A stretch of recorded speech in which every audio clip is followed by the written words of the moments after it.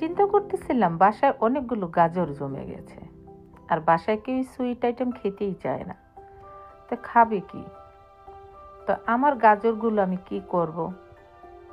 তাই কিছু তো একটা করতে হবে, তা না হলে গাজরগুলো ফেলে দিতে হবে।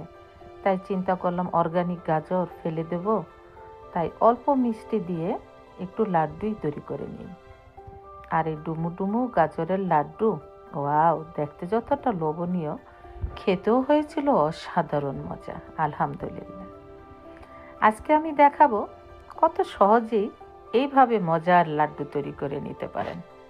ওই যে বললাম না, অনেকগুলো গাজর জমা হয়ে গেছে, কারণ আমার ছেলে কি করে, প্রতি সপ্তাহেই গাজর অর্ডার করে সব ভেজিটেবলসের সাথে, তো পিক আপ করে আমি যতটুকু লাগে ইউজ করি, বাট এভাবে জমে যায়। এই দেখুন গাজরগুলো গ্রেট করে নেওয়া হয়েছে একটা গ্রেটার দিয়ে। এখানে অনেকগুলো গাজর, আর এখানে আমি একটা প্যানে দিয়ে দিলাম পর্যাপ্ত পরিমাণে খাঁটি গাওয়া ঘি, আর দিয়ে দিলাম আস্ত দারুচিনি, এলাচ আর তেজপাতা। এখন এই ঘিয়ের মাঝে দারুচিনি, এলাচ আর তেজপাতাটা একটু ভেজে নেব, একটু হালকা ঘেরানটা যেন ভাজা ভাজা বের হয়ে আসে।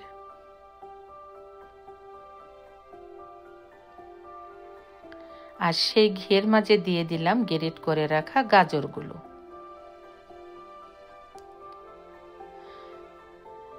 এখন এই ঘিয়ের মাঝে গাজরগুলো আমি নেড়ে চেড়ে সুন্দর করে ভেজে নেব। আস্তে আস্তে সব গাজরগুলোই দিয়ে দিলাম। এই জন্য আমি একটা বড় প্যান নিয়ে নিয়েছি, আমি আরও একটু ঘি দিয়ে দিচ্ছি। এইগুলি আমি বাংলাদেশ থেকে আমাদের অর্ডার করে আনা হয়, ঘাটি গাওয়া ঘি। আমাদের গোয়ালবাড়ির কাকি খুব মজা করে আমাদের জন্য ঘি বানাতো।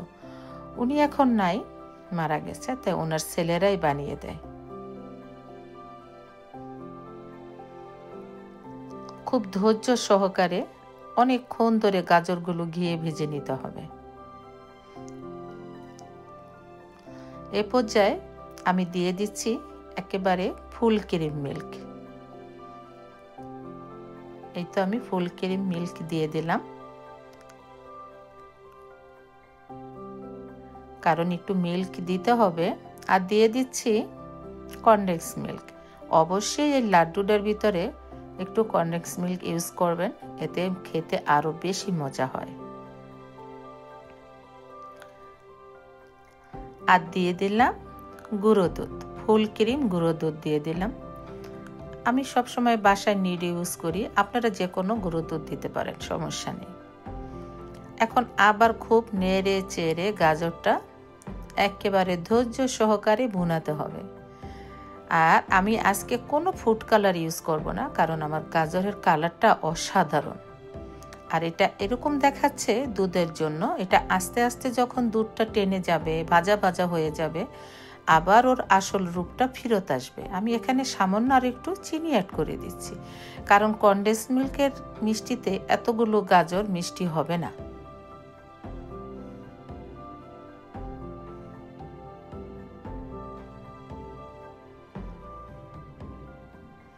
আর বিশ্বাস করুন, আমার বাসায় আমরা ফ্যামিলি মেম্বার খুবই কম, 2-3 জন, কিন্তু কেউ মিষ্টি খেতে চায় না। আমি অ্যাড করে দিলাম সামান্য একটু লবণ। মিষ্টি আইটেমে একটু লবণ দিলে স্বাদটা আরও দ্বিগুণ হয়ে যায়। এই তো দেখুন আস্তে আস্তে এভাবে করে নেড়ে চেড়ে যখন পুরো দুধটা টেনে যাবে আর গাজরটাও একেবারে সিদ্ধ হয়ে গেছে অটোমেটিকলি এতক্ষণে, কিন্তু এটা অনবরত নাড়তে হবে যাতে এটা কোনোভাবেই লেগে না যায়। এই তো দেখুন নাড়তে নাড়তে কালারটাও চেঞ্জ হয়ে আসতেছে, তাই না?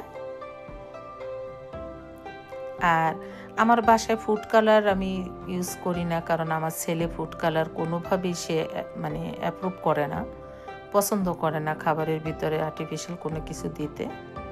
আর সে এইভাবেই অর্গানিক ছাড়া কিছু খেতে চায় না। দেখুন কত সুন্দর কালার হয়েছে। আমি একটা বলের ভিতরে নামিয়ে নিয়েছি। এখন একটু ঠান্ডা হলেই এটা আমি লাড্ডুর শেপ দিয়ে নেব। এই তো দেখুন আমি একে একে সবগুলো লাড্ডু তৈরি করে নিয়েছি অফ ক্যামেরায়। আর একটু সামান্য গুঁড়ো দুধ উপরে দিয়ে দিয়েছি। আর কি দিয়েছি উপরে জানেন? এটা ড্রাই ক্যানবেরি। আপনারা যে কোনো একটা ড্রাই ফ্রুট দিতে পারেন, কারণ ক্যানবেরির কালারটা গুঁড়ো দুধের উপরে খুবই সুন্দর লাগতেছে। তা আমি চিন্তা করলাম আমি একটু ক্যানবেরি দিয়ে দিই, দেখতে সুন্দর লাগে। তাহলে কেমন হলো আমার লাড্ডু রেসিপিটা অবশ্যই জানাতে ভুলবেন না, আর ট্রাই করবেন ইনশাআল্লাহ। আল্লাহ হাফেজ।